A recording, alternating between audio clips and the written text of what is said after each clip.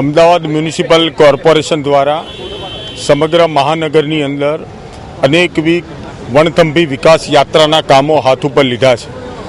આજરોજ Nikol water distribution station, Nirma પાસેનું આ કલવર્ટ અને EWS રામોલ હાથીજણમાં બીજું કલવર્ટ, આમ કરીને 6 કરોડના કામો મેયરશ્રીની ઉપસ્થિતિમાં અમદાવાદ મ્યુનિસિપલ કોર્પોરેશન દ્વારા આયોજન કરવામાં આવ્યું છે।